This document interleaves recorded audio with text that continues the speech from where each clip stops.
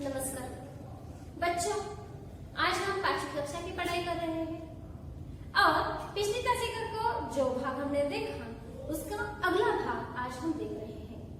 पाठ का नाम क्या है? पहचान हमारी भाग 2। भाग पहला इससे पहले हमने देख लिया है। इसमें हमने क्या क्या देखा हुआ है? ये जो स्वर है इनके कौन कौन से चिन्ह होते हैं और इनका इस्तेमाल हम अक्षर बनाते वक्त किस तरह से करते हैं, यह हमने देख लिया है। बराबर। अब इस तासिका को मैं आपको सभी स्वरों के ये जो चिन्ह है यह बताती हूँ।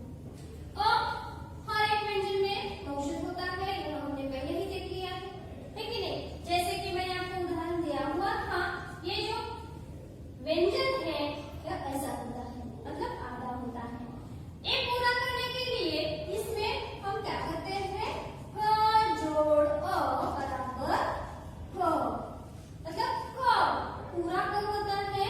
जब उसमें अ मिलाते हैं तब वो पूरा होता है। यह हमने पहले भाग में देख ही लिया है कि नहीं? अब ये जो आ है, आ का जो चिन्ह है वह कैसा है? इस तरह से। ई जो है यह ईरस्व है, यह इसका चिन्ह ऐसा है। फिर से मैं आपको बता रही हूँ, यह पहले भाग में हो ही चुका है। फिर भी दीर्घ ई का चिन्ह ऐसा होता है, ह्रस्व ऊ का चिन्ह ऐसा होता है, दीर्घ ऊ का चिन्ह ऐसा होता है, रू का चिन्ह कैसा होता है बच्चों? इस तरह से। आगे लिखती हूँ मैं, ठीक है? रू का चिन्ह ऐसा होता है। ए का चिन्ह कैसा होता है? यहाँ पर ऊपर एक मात्रा होती है। ए का चिन्ह ऐसा होता है, ओ का चिन्ह ऐसा होता है, औ का चिन्ह ऐसा होता है, अम का चिन्ह यहाँ पर अम है, यहाँ ऊपर नीचे आया हुआ है अम। अम का चिन्ह कैसा होता है? ऐसा होता है, ठीक है? आहा का चिन्ह कैसा होता है? इस तरह से विसर्ग होता है। यहाँ पर ए का चिन्ह कैसा होता है? ऐसा होता है, और अ का चिन्ह कैसा होता है? ऐसा। बराबर बच्चों? ये जो चिन्ह है इन चिन्हों का और व्यंजनों का मेल करके हम क्या करते हैं? अक्षर बनाते हैं। बराबर? ये हमने देख लिया है। ये जो बाकी के बचे हुए शब्द हैं इनके बारे में आज हम जानकारी लेने वाले हैं। यहाँ पर ये जो क है यह मैंने अ के बारे में आपको बता दिया है। अब देखिए और एक बात आप ध्यान में रखिए, हमने पहचान हमारी भाग 1 में क्या देखा था? स्वर और व्यंजन देखे थे। उन व्यंजनों में और एक बात है, ध्यान में रखिए, बहुत महत्वपूर्ण है। हिंदी में ये जो द है और ध है, एक ऐसे द और ढ व्यंजनों में होते ही है। इनके साथ ही साथ नुक्ता वाले ड और नुक्ता वाले ढ भी होते हैं। ये बात ध्यान में रखिए। ये जो है ये मतलब इस व्यंजन के नीचे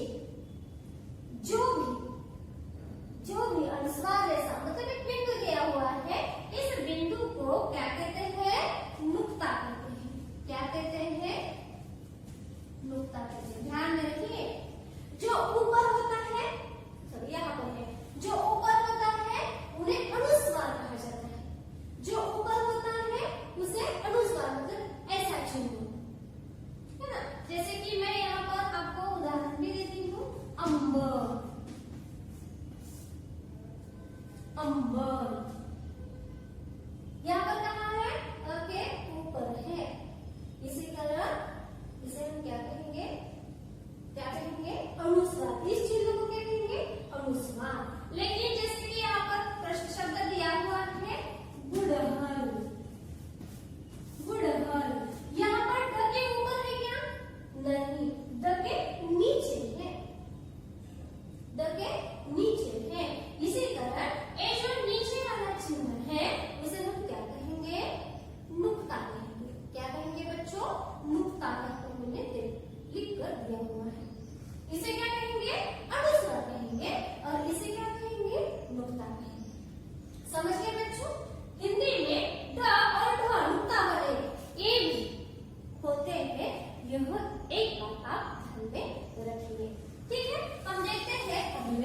शब्द कौन कौन से है यह देख लेते हैं। हाँ, पिछली क्लास में आपको कहाँ तक आए थे? ओढ़नी तक आए थे, है ना। अब देखिए यहाँ पर गाजर, गाजर शब्द कौन सा दिया हुआ है? गाजर। देखिए गाजर, यहाँ पर कौन सा ए जो चिन्ह है, कौन सा चिन्ह है? आ का चिन्ह है, मतलब ए जो आ है इसका चिन्ह यहाँ पर इस्तेमाल किया हुआ है। ग आ जर, गाजर, है ना। तो ग आ जर न लिखते हुए, इस तरह से कोई मैंने आपको बताया मेष वगैरह है ना लिखकर, तो उसी तरह से ग आ जर ऐसा न लिखते हुए हम इसका जो चिन्ह है यह चिन्ह यहाँ पर लगाते हैं और शब्द तैयार करते हैं। कौन सा? गाजर। अगला है गुड़हल, गुड़हल, गुड़हल मतलब क्या बच्चों? गुड़हल मतलब जासवंत का फूल। कौन सा फूल है? जासवंत का। तो एक ही रंग का होता है जासवंत? नहीं, अलग अलग रंग के जासवंत के फूल हम देखते हैं, उसे हिंदी में क्या कहा जाता है? जासवंत। समझ गए? अगला है ओखरी। देखिए अगला कौन सा है? ओखरी। यहाँ पर गुड़हल और गुड़हल,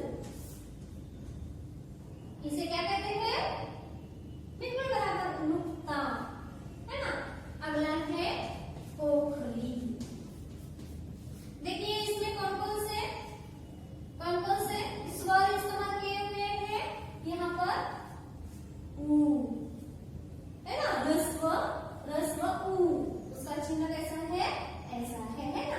तो यहाँ पर हमने दे दिया है, यहाँ पर ओखली, ओ यह क्या है?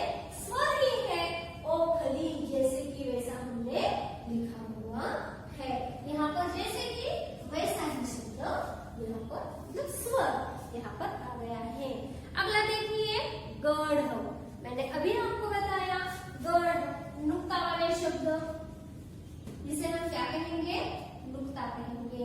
यहाँ पर ग ध मतलब एक व्यंजन ही यहाँ पर से आए हुए हैं, इसमें अ मौजूद ही है। अगला है और। देखिए और, झरोखा। अगला कौन सा है? और, इसमें कौन सा आया हुआ है? और यह जैसे कि वैसा कौन सा स्वर जो है और यह स्वर आया हुआ है। अगला है झरोखा, झरोखा रो, ओ आया हुआ है, ओ मतलब ए। देखिए है कि नहीं? तो ए जो भी स्वर है उसका चिन्ह हमने यहाँ पर इस्तेमाल किया है। अगला है सरौता, सरौता, सरौता मतलब क्या बच्चों? देखिए यहाँ पर सरौता, सरौता मतलब क्या? सरौता, सरौता मतलब जो भी सुपारी होती है ना उसे कतरने का साधन, सुपारी कतरने का साधन। अरे आपने देखा है कि नहीं मुझे पता नहीं, लेकिन आपके घर में दादा दादी नाना नानी रहते हैं तो उन्हें आप अच्छी तरह से पूछ लीजिए, मतलब माता पिता को भी पता होगा ही, लेकिन दादाजी है नाना जी है तो वह इस्तेमाल करते हैं क्या? देख लीजिए, अगर वे पान खाते हैं तो पान खाते वक्त उसमें सुपारी भी डाली जाती है। ये जो सुपारी है वह एक जो सुपारी है वैसे की वैसे खाते हैं? बिल्कुल नहीं, उसे कतर कतर कर बिल्कुल बारीकी से वे थोड़ी थोड़ी से लेकर मतलब उस पान में डालकर खाते हैं। तो ये जो सुपारी कतरने का साधन है उसे हिंदी में क्या कहा जाता है? सरौता कहा जाता है। और मराठी में उसे क्या कहते हैं? अडकित्ता। मराठी का अर्थ कौन सा है? अडकित्ता। क्या कहते हैं मराठी में उसे? अडकित्ता। लेकिन हिंदी में उसे क्या कहा जाता है? सरौता। सरौता या अडकित्ता आपने सुने हैं शब्द या नहीं मुझे पता नहीं, इसी कारण मैं आपको बता रही हूँ कि सुपारी कतरने का साधन मतलब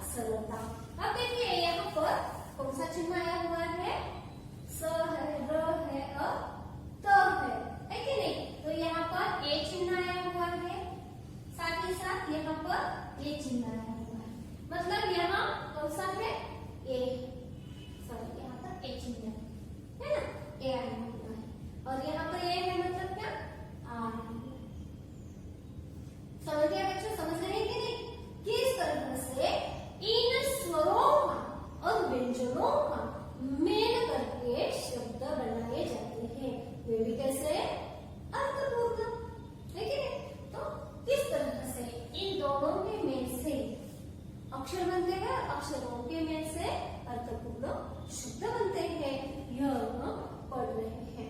सरलता। अगला है औजार। कौन सा है? औजार। देखिए यहाँ पर भी यही चिन्ह है, यहाँ पर भी यही चिन्ह है।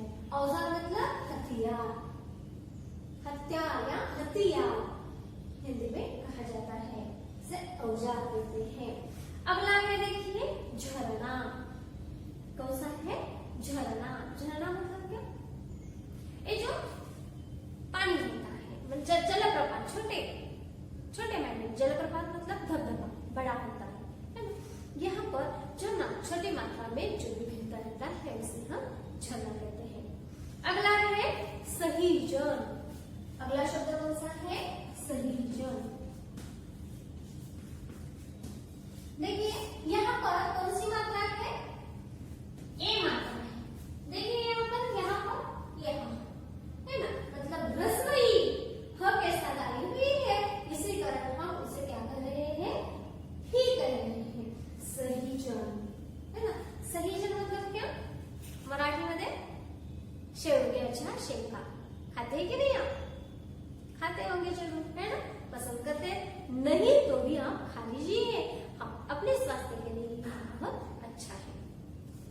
समझ गए यहाँ तक बच्चों? किस तरह से ये जो स्वर है इनके चिन्हों का इस्तेमाल हम अक्षर बनाते वक्त, शब्द बनाते वक्त ले लेते हैं।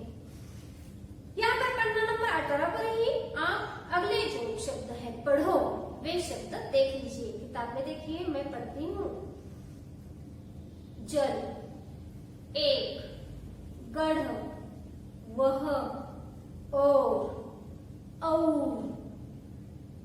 कमल, करतल, अनपढ़, जगमग, अचरज, आजकल, ऐसा, काला, पीला, झाड़ी, लीची, चातक, अज्ञात, एकता, पपीता, सुदूर, शहतूत, अनुसूची, कुतूहल, मेवे, जैतून, थैले, टोपी, दौड़ो, तौलो, कचौड़ी, कैकेयी, वैदेही, शैलेश, कैनेरी, चौकोर, नौरोजी, चौकोर।